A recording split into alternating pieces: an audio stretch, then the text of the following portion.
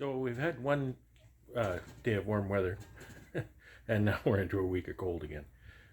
This spring has been so back and forth. It was 24 degrees here yesterday, and today it's about 2 this morning. So I'm playing indoor games for the most part. One little job that I wanted to do is I've got my wax melter here. It's a beautiful wax melter, and so it's got a jacket. It's got a heated jacket, and it's actually insulated too. So what I'm going to do is I'm going to fill this with water, and I'm going to put my metal queen excluders in it, just to melt off the wax and crap off of them, get them nice and clean. I haven't cleaned those in a long time. I find that a bother. People say, oh, you put a torch and everything. You know, I've tried that. That's no, you could spend a week doing that on a few excluders. So anyway, that's what I'm doing here today, and I'll kind of show you how this goes as we go along. All right, I've got them loaded in the melter. It has a sloped bottom, so it's a little higher on this side. I've got a few plastic ones here. I know I can render wax off of plastic foundation if I don't get it too hot. So I'm just going to test these. I've got a couple of different manufacturers here. See if I can actually render the wax off of the plastic ones as well. And so now I have to fill it with water. I'll run this about 75 C. I'd run it a little hotter maybe for the metal, but I know at about 75 it doesn't ruin plastic foundation. So I don't know about the plastic queen excluders. We'll just do some tests with that.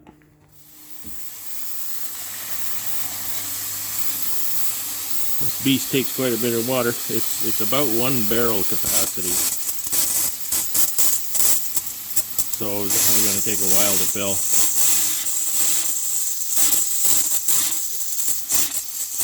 Fill it with hot water. Give the heater element in the melter a little bit of a head start. So that's good. So this is where I am for the next while, filling this with water. All right, we're full now. One of the difficulties is the plastic floats, but it doesn't float by much.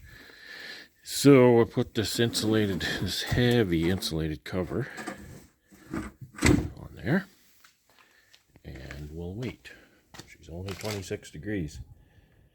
It's set at 70, I think. I think I set it at 70. Let's check.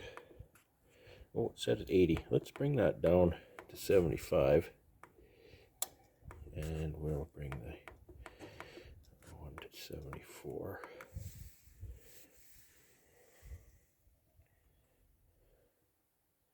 That'll kick on when it times out. Alright, so we wait. Now we go make frames or something. It's too cold to be outside.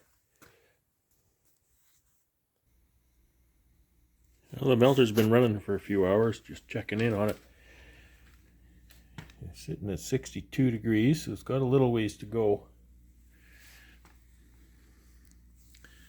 I was poking at these excluders.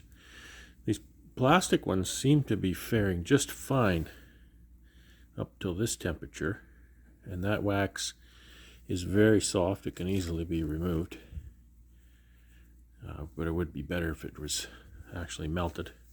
Then you just sort of dunk it to rinse it, I suppose, and pull it out. But we'll close the lid and let it go a while yet. Get the temperature up to about 75, and it should melt all the wax and everything should come out clean. I'm glad I got all of my metal excluders in there in one batch. If this doesn't ruin the plastic ones, I'll do a second batch and do all the plastic ones too. Okay, a few hours later, 75 degrees. These plastic queen excluders look just fine. They're clean. Well, I mean, clean is clean to be, right?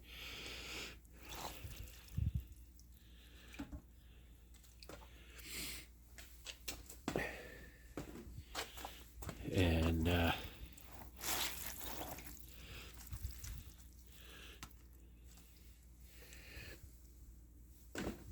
That's a Man Lake queen excluder, a gray one.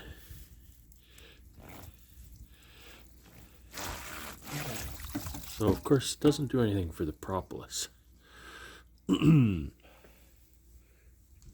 it gets the wax off.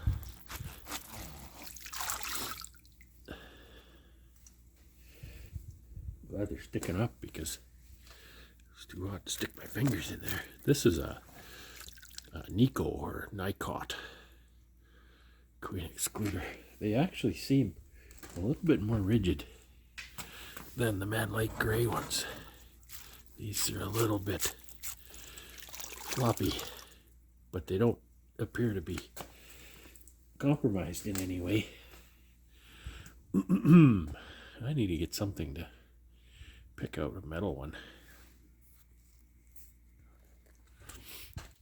This is actually the thing. Look at this. This is a Starfrit product. It's a silicone oven mitt, and it's waterproof.